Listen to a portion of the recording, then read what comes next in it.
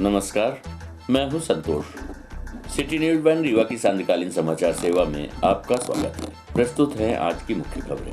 उत्तर भारत में हुई बर्फबारी से रीवा में सर्दी का सितम, प्रशासन अलर्ट।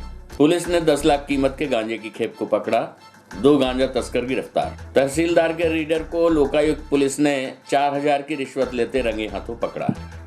खबरें अब विस्तार से। रीवा में सर्दी का सितम, 3 डिग्री नीचे लुढ़का पारा, अलर्ट मोड पर प्रशासन। अलाव जलाकर गलन का सामना कर रहे लोग। ठंडी से बचाव के लिए नगर निगम के द्वारा जगह जगह की गई अलाव की व्यवस्था। रैन बसेरा का प्रशासनिक अधिकारियों ने किया निरीक्षण। आपको बता दें कि जिले में बीती रात की ठंड ने बीते कई दशकों का रिकॉर्ड तोड़ दिया है। मौसम विभाग के अनुसार बीती रात पारा 2.7 के करीब पहुंच गया, जो इस वर्ष की सबसे अधिक ठंड बताई जा रही है। मौसम में हुए अचानक परिवर्तन के बाद जिला प्रशासन अलर्ट मोड पर आ चुका है। रीवा नगर निगम के द्वारा जगह जगह अलाव की व्यवस्था की गई है। वहीं प्रशासनिक अधिकारियों ने रैन बसेरा सहित विभिन्न भीड़ भाड़ वाले इलाकों का निरीक्षण कर रहे हैं। बीते दिनों मौसम विभाग के द्वारा जारी किए गए अलर्ट के बाद मध्य प्रदेश में सर्दी का सितम निरंतर जारी है। इस दौरान राजधानी के अलावा ग्वालियर, रायसेन, राजगढ़, गुना समेत प्रदेश के 8 जिलों में न्यूनतम तापमान 7 डिग्री के नीचे पहुंच गया। लेकिन बीती रात रीवा जिले में ये पारा 3 डिग्री के नीचे पहुंच जाने से हड्डी गला देने वाली ठंड महसूस की गई। इस ठंड का असर सीधे सड़कों पर रात गुजारने वाले गरीबों एवं मुसाफिरों पर होने की आशंका के बाद जिला प्रशासन हरकत में आ गया, जिसके बाद रैन बसेरा सहित विभिन्न स्थानों का निरीक्षण किया गया। कलेक्टर मनोज पुष्प के निर्देशन पर नगर निगम के द्वारा अतिरिक्त पॉइंट बनाकर अलाव की व्यवस्था की गई है। मौसम विभाग की माने तो आने वाले 2-3 दिन इसी तरह की ठंड पड़ने वाली है। प्रस्तुत है आम जनता सहित नगर निगम के प्रशासनिक अधिकारी एसके चतुर्वेदी से प्राप्त जानकारी के अंश। क्या नाम आपका? फुलवंती साकेत। यहाँ क्या व्यवस्था सही लग रही है आपको? हो गया, सही लग रही है। हैं? ठीक है। बिस्तर उसका सही मिल रहे हैं? हाँ, बिस्तर उस्तर तो सही मिल रहा है। कोई असुविधा जो लगती हो आपको? अब सुविधा है कि हम कल भी रुके थे, आज भी रुके हैं, दवा कराने आए हैं, तो सुविधा तो ठीक ही दिख रही है। कहाँ से आए हैं? हम चितरंगी से आए हैं। चितरंगी सीधी से? सिंगरौली जिला जी। यहाँ पे कितने दिन से रही हैं आप? क्या है? कितने दिन से रह रही हैं आप? कल से जी। व्यवस्था सब सही है? हाँ, व्यवस्था सही है। Sir Patel sir. यहाँ आप रैन बसेरा में रुके हुए, क्या व्यवस्थाएं सही हैं? यहाँ व्यवस्थाएं सही हैं सर। यहाँ सब मतलब बेड है, बिस्तर है, बिजली, पंखा, कॉम्प्लेक्स सब कुछ उपलब्ध है। और रजाई गद्दे भी हैं, कंबल हैं, और खाना पीना भी आता है 2 टाइम, दोपहर में और रात में। 2 टाइम खाना मिलता है? हाँ, 2 टाइम खाना मिलता है सर। कोई असुविधा तो नहीं है? नहीं, यहाँ कोई असुविधा नहीं है सर। जो भी है अभी फ़िलहाल सब ठीक ठाक चल रहा है। कहाँ से आए हैं? मैं तो यहीं ग्राम पंचायत खजुहा सर, विधानसभा क्षेत्र हमारा गुढ़ लगता है। क्या नाम है दाई आपका? हमारा सुकमंती। यहाँ का व्यवस्था है ठीक ठाक है? ठीक है भाई, माने ठीक तो नहीं है, दिन भर में आगा जाते भाई नहीं आऊ भाई, को भी खाओ नहीं दे, को भी नहीं दे, बताई तो का मन नहीं पड़ा का। यहाँ सोने वोने की व्यवस्था ठीक है? अरे हो गया, ठीक है। क्या नाम है आपका? अनिल तिवारी से। वहाँ पे किस तरह की व्यवस्था है? अलाव की क्या व्यवस्था? अलाव की व्यवस्था तो ठीक ठाक है। रात में लकड़ी कड़ी आ जाती है तो अलाव ठीक जल रहा है। वो ठंडी भी इस टाइम पे बढ़ गई है। और 2 जगह है, तो उस साइड पे लगता है कॉम्प्लेक्स साइड पे, वहाँ भी करीब ये नगर निगम से लकड़ी आती है। रोज आती है? हाँ, रोज आ जाती है। क्या नाम है आपका? विजय द्विवेदी। ये वापस एक बार ठंड पड़ रही है, किस तरीके का माहौल है आप लोग? सर इस टाइम पे ठंड की वजह से बहुत ठंड है, हवा चल रही है, ठंड की वजह से आदमी इधर उधर जाने में वो है ना। अलाव की व्यवस्था नगर निगम द्वारा की सर हो रही है, अलाव की व्यवस्था हो रही है। अलाव की वजह से सबको सुविधा दी जा रही है। जो यहाँ पेशेंट आते हैं उनके लिए ठीक है, आने जाने के लिए मतलब हाथ सेक के जाते हैं, उनके लिए आराम है ना ठंडी में। हमारे नगर निगम रीवा क्षेत्र के अंतर्गत 2 रैन बसेरा अस्पताल चौराहे बनाए गए हैं। तो वहाँ ऐसे लोग शहर के बाहर से आते हैं, तो उनको जिन रात विश्राम करना पड़ता है, वो हमारे रैन बसेरा का उपयोग करते हैं। हमारे रैन बसेरा में सुचारू रूप से पढ़ने के लिए तख्त हैं, गद्दे हैं, रजाई है। ठंड से बचाव के लिए हम लोगों ने अलाव का भी व्यवस्था की है। और उनके उसके पास दीन दयाल रसोई योजना भी संचालित है। अलाव तो उन्हीं जगहों पर बनाया जाता है जहाँ पर आम पब्लिक का आना जाना रहता है। तो वो स्थान हमारे चिन्हित है, जैसे पुराना बस स्टैंड है, नया बस स्टैंड है, अस्पताल चौराहा है, ऐसे कई पॉइंट चिन्हित हैं जहाँ पर अलाव की सुचारू व्यवस्था की गई है और नगर निगम पूर्णतः सजग है इस कार्य के लिए। पुलिस को मादक पदार्थों के तस्करों के खिलाफ एक बार फिर मिली बड़ी सफलता। पुलिस ने मुखबिर की सूचना के आधार पर ब्लैक कलर की जस्ट गाड़ी में तकरीबन 10 लाख कीमत के 1 क्विंटल गांजे की खेप को पकड़ा है। 2 तस्कर गिरफ्तार, अन्य की तलाश जारी। आपको बता दें कि अधिकारियों के निर्देश पर चौराहा पुलिस द्वारा ये कार्यवाही बीती देर शाम बाईपास में की गई है। पकड़े गए तस्करों से फिलहाल पूछताछ की जा रही है। इस पूरी कार्यवाही के संबंध में मिली जानकारी के मुताबिक ADG KP Venkateshwar Rao, DIG Mithilesh Shukla, SP Navneet Bhasin द्वारा सीएसपी शिवाली चतुर्वेदी के नेतृत्व में चौराहा थाना प्रभारी अवनीश पांडे की एक टीम गठित की गई, जिसमें मुखबिर से मिली सूचना के बाद इस टीम को चौराहा बाईपास में लगाया गया। देर शाम जैसे ही ब्लैक कलर की जस्ट गाड़ी आती दिखी, तभी उसे घेराबंदी कर नहर के समीप रोक लिया गया और वाहन की तलाशी ली गई। तलाशी के दौरान उसमें तकरीबन 1 क्विंटल से ज्यादा गांजा लोड पाया गया, जिसकी अनुमानित कीमत 10 लाख से ज्यादा बताई गई है। गांजा तस्करी के मामले में पुलिस ने वाहन में सवार लक्ष्मी प्रसाद उर्फ बबलू कुशवाहा, निवासी ग्राम धने, थाना उचेहरा, जिला सतना, राम आशीष मौर्य, निवासी सोनभद्र, यूपी को गिरफ्तार किया है। पकड़े गए तस्करों ने पूछताछ के दौरान अपने अन्य साथियों के नाम भी बताए हैं, जिनकी तलाश में पुलिस टीमें गठित कर भेजी गई हैं। बताया गया कि इन गांजा तस्करों के बारे में एडीजी केपी वेंकटेश्वर राव को मुखबिर से सूचना मिली थी, जिसके बाद चौराहा थाना प्रभारी की एक टीम गठित की गई और इन गांजा तस्करों की बीती देर रात घेराबंदी कर चौराहा बाईपास में गिरफ्तार कर लिया गया, जिनसे फिलहाल पूछताछ की जा रही है। प्रस्तुत है एडिशनल एसपी विवेक लाल से प्राप्त जानकारी के अंश। ये गांजा पकड़ाया है, क्या पूरी कार्रवाई किस तरह की सूचना थी, क्या कैसे? ये मुखबिर से सूचना प्राप्त हुई थी, जिस पर हमारे चौराहा पुलिस ने बेहतर कार्रवाई करते हुए लगभग 1 कुंटल गांजा को पकड़ा है, जिसमें 2 आरोपी पकड़ाए हैं और इसको पंजीबद्ध करके हम विवेचना कर रहे हैं। इसमें अन्य तथ्य और अन्य जो भी चीज़ें आएंगी वो आपको ब्रीफ कर दिया जाएगा। किस तरीके से सूचना मिली थी पुलिस को? ये मुखबिर ने सूचना दी थी। कितने आरोपी अभी 2 आरोपी पकड़े गए। कहाँ से लाई जा रही थी? ये इसका इन्वेस्टिगेशन अभी जारी है। किस वाहन में थे? किस वाहन में थे? वाहन लगभग गांजा कीमत जेस्ट कार थी, जेस्ट कार। कितनी कीमत सर गांजे की? गांजे की कीमत अभी उसका कैलकुलेशन किया जा रहा है। रीवा जिले के सिमरिया तहसील कार्यालय के तहसीलदार के रीडर को 4000 की रिश्वत लेते रंगे हाथों लोकायुक्त की टीम ने गिरफ्तार किया है। आपको बता दें कि आज की इस कार्यवाही में लोकायुक्त एसपी गोपाल सिंह धाकड़ ने जानकारी देते हुए बताया कि शिकायतकर्ता रामप्रकाश साकेत, निवासी ग्राम बरा, तहसील सिमरिया द्वारा कार्यालय में आकर शिकायत दर्ज कराई गई थी कि गरीबी रेखा का राशन कार्ड बनवाने के एवज में तहसीलदार के नाम पर उनके रीडर राजेंद्र शुक्ला द्वारा 5000 रुपए की रिश्वत मांगी जा रही है। पीड़ित द्वारा की गई शिकायत को सत्यापित करने के बाद आज सिमरिया तहसील कार्यालय पहुंचकर तहसीलदार के रीडर राजेंद्र शुक्ल को 4000 की रिश्वत लेते रंगे हाथों ट्रैप किया गया। बताया गया है कि रीडर द्वारा बतौर एडवांस 1000 रुपए पूर्व में लिए जा चुके थे। इस पूरी कार्रवाई के दौरान जैसे ही तहसीलदार के रीडर को लोकायुक्त टीम ने ट्रैप किया तो कार्यालय में हड़कंप मच गया। इस पूरी कार्रवाई के दौरान उप पुलिस अधीक्षक राजेश पाठक, उप निरीक्षक आकांक्षा पांडे, प्रधान आरक्षक मुकेश मिश्रा, सुरेश कुमार आरक्षक, शैलेंद्र सिंह, प्रेम सिंह सहित 16 सदस्यीय टीम मौजूद रही। प्रस्तुत है लोकायुक्त एसपी गोपाल सिंह धाकड़ से प्राप्त जानकारी के अंश।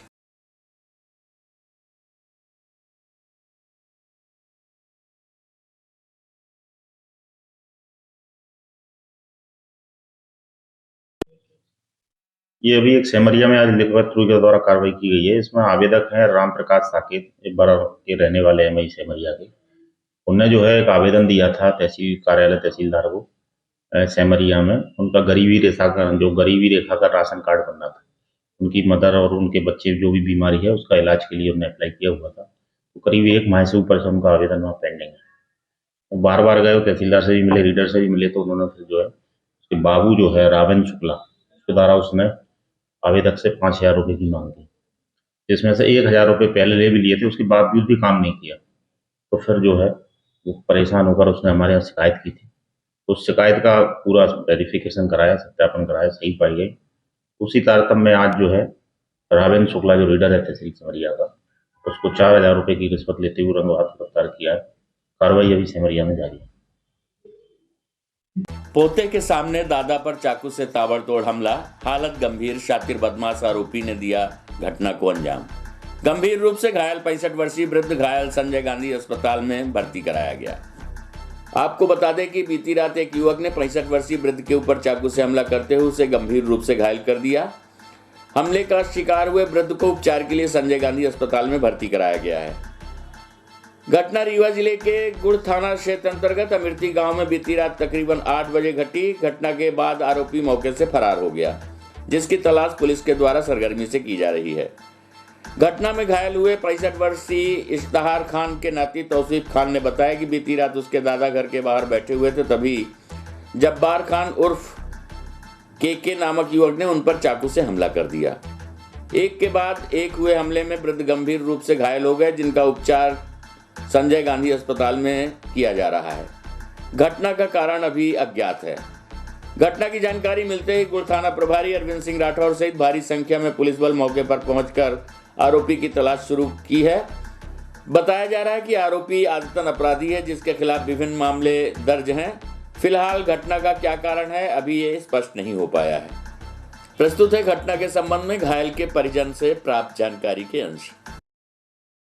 खान, ये चाकू को जिसको मारा है कौन है आप? ये मेरे बाबा जी हैं। क्यों मारा है, किसने मारा है? इसका कोई रीजन सर पता नहीं है। दुकान के पास बैठे थे तो मार दिया। कब की घटना? ये लगभग शाम 7 बजे आज की ही घटना है। किसने मारा चाकू? जब्बार खान के क्या काम क्या करता है ये सर इनका काम चोरी चमारी का है, इधर उधर का। पहले भी जेल जा चुके थे? जी सर। कब की घटना है ये लगभग आज शाम 7 बजे 7 करीबन। बब्बा क्या करते हैं आप? बब्बा हमारे खेती किसानी करते सर। 65-70 साल के हैं। हाँ 62-65 साल उम्र। आदमी से क्या दुश्मनी रही होगी सर इसका कोई रीज़न नहीं पता सर। नशे में वाद विवाद तो नहीं हुआ? कोई वाद विवाद सर नहीं हुआ। वो बैठे थे दुकान के पास, वो आया मार दिया। घटना के समय घर में कोई देखा? सर वहाँ पे हम ही देखें, थोड़ा दूर बैठे थे आग तापते हुए, और 2-4 लोग थे वहाँ पे, और वो दुकान के पास उनका रोज़ का बैठना उठना था सर, रोज़ वहाँ पे बैठते थे। वो पता नहीं आया और फिर मार दिया उसको। आरोपी पकड़ा गया? जी आरोपी पकड़ा गया क्या? पुलिस पकड़ी उसको? जी अभी पुलिस सर नहीं पकड़ी। वहाँ पे हम लोग मरीज को लेके हॉस्पिटल चले आए, वो वहाँ पे भाग दिया। अभी कैसी स्थिति है? अभी बोल रहे हैं वो। जी कितने बार हुए? जी कितने बार लगा चाकू? 2-3 बार सर लगा है। सीने और पेट में? जी पेट में। कक्षा 12वीं के छात्र का कुबेर तालाब में मिला शव। शाम को दोस्त के घर पढ़ाई के लिए निकला था किशोर, रात में कराई गुमशुदगी, सुबह मिला शव। विश्वविद्यालय थाना क्षेत्र की घटना। आपको बता दें कि रीवा शहर के विश्वविद्यालय थाना क्षेत्र अंतर्गत कुबेर तालाब से एक होनहार छात्र की लाश मिली है। पुलिस के मुताबिक मंगलवार की शाम 6 बजे किशोर घर से निकला था। उसने कहा था कि दोस्त के साथ पढ़ने जा रहा हूं। जब रात 10:45 तक घर नहीं लौटा तो परिजन थाने में गुमशुदगी की रिपोर्ट दर्ज कराने पहुंच गए। पूरी रात परिवार के सदस्य शहर भर में सर्चिंग करते रहे। बुधवार की सुबह होते ही तालाब के किनारे बैग व चप्पल दिखाई दी। ऐसे में होमगार्ड के गोताखोर आए और 15 मिनट के भीतर एसडीआरएफ टीम ने स्टीमर बोट की मदद से सर्चिंग शुरू की। साथ ही कांटे की मदद से रेस्क्यू किया गया। करीब 5वीं बार कांटा में कुछ फंसा, बाहर निकाले तो छात्र की लाश थी। पंचनामा के बाद लाश को पीएम के लिए भिजवाया गया है। विश्वविद्यालय थाना प्रभारी निरीक्षक विद्यावरित तिवारी ने बताया कि अखिल सिंह बघेल पुत्र देवेंद्र नाथ 17 वर्ष निवासी तिलखन थाना बैकुंठपुर, हाल मुकाम निराला नगर का रहने वाला है। वो रामायण गौतम के बगल वाले खुद के मकान में रहता था। 17 जनवरी की शाम 6 बजे घर से दोस्तों के पास जाने के लिए बोलकर निकला था, फिर देर रात तक घर लौटकर नहीं आया। डायल 100 में रात 11:15 बजे किशोर के मिसिंग होने की जानकारी दी गई। सूचना देवेंद्र नाथ सिंह बघेल के किराएदार आयुष मिश्रा ने दी थी। डायल 100 की टीम परिजनों के साथ कई जगह तलाश की। इस बीच बुधवार की सुबह कुबेर तालाब की मेड़ पर बनी सीढ़ी की रेलिंग में छात्र का बैग दिखा। वहीं तालाब के नीचे पानी से 10 फीट की दूरी पर दोनों चप्पलें भी मिली। पुलिस को परिजनों ने बताया कि अखिल बीबीएस स्कूल आजाद नगर रीवा में कक्षा 12वीं का छात्र था। वो गणित विषय लेकर पढ़ाई कर रहा था, साथ ही सुबह शाम जेईई की तैयारी कर रहा था। छात्र घर से निकलते समय अपना मोबाइल छोड़ कर गया था। उसने कहा था दोस्तों के साथ कोचिंग जा रहा हूं। सुबह कुबेर तालाब में लाश देख परिजनों का रो रो कर बुरा हाल है। प्रस्तुत है एडिशनल एसपी विवेक लाल से प्राप्त जानकारी के अनुसार। तो ये विश्वविद्यालय थाना क्षेत्र अंतर्गत एक बालक का शव बरामद हुआ है, क्या पूरा मामला है? हाँ, विश्वविद्यालय थाना अंतर्गत एक बच्चे का शव बरामद हुआ है।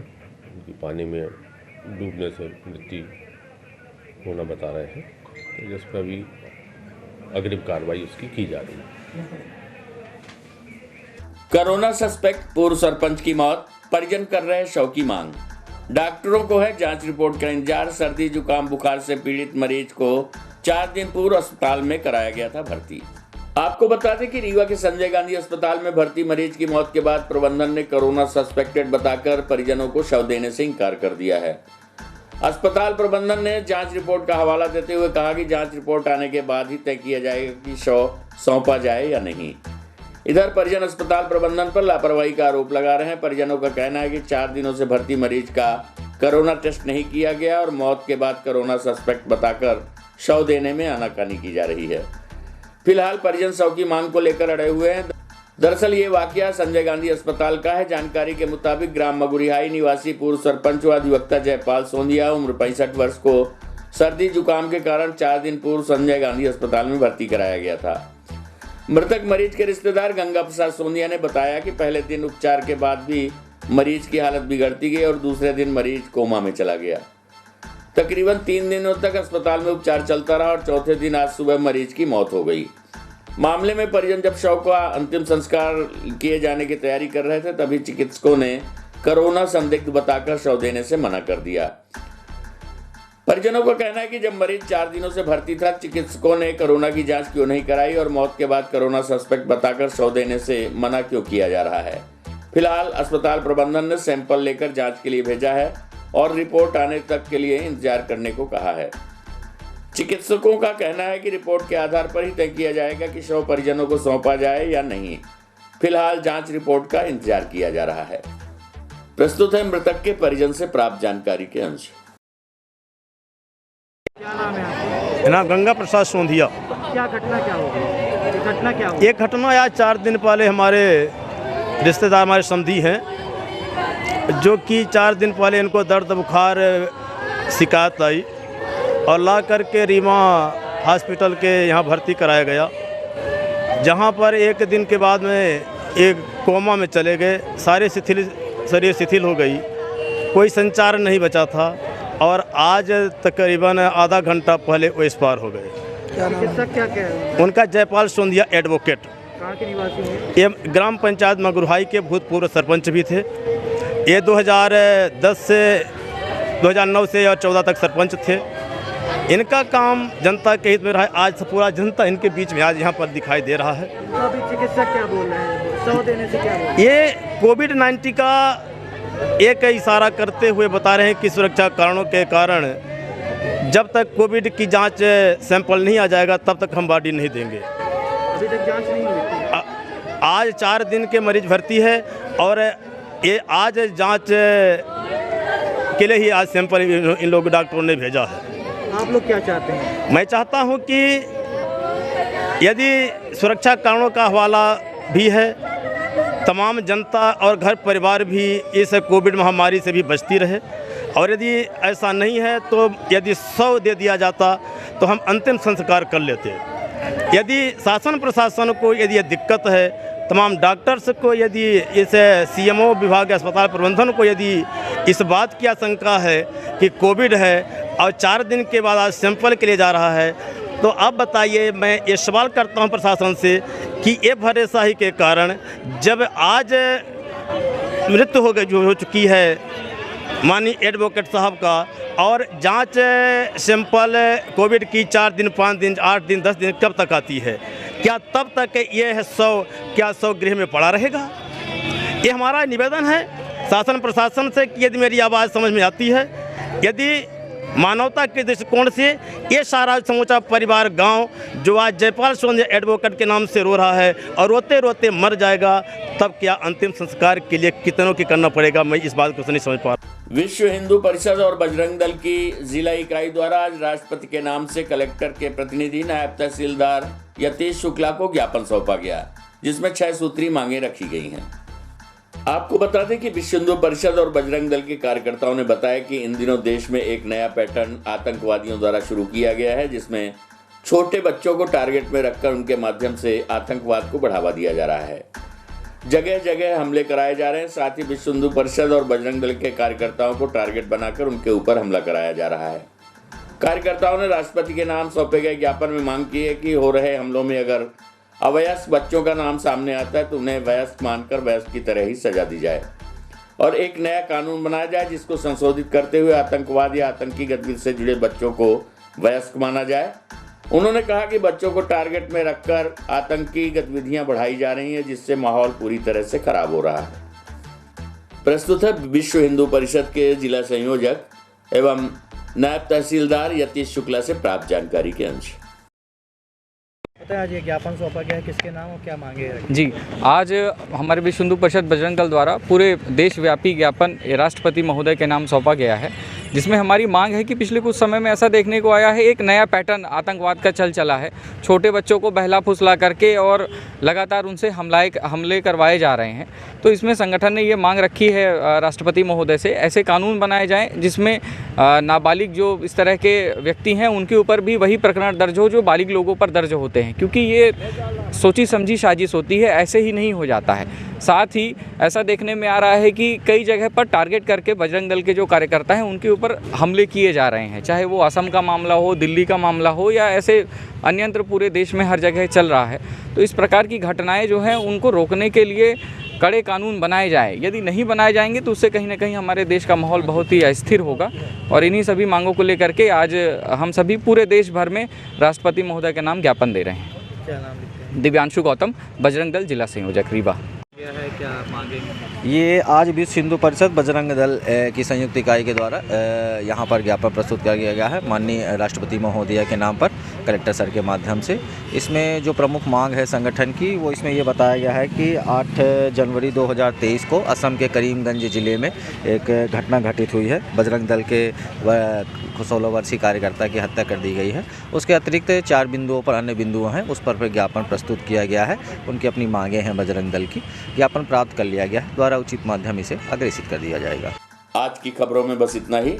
कल हम फिर हाजिर होंगे कुछ नई खबरों के साथ। तब तक के लिए हमें इजाजत दीजिए। नमस्कार।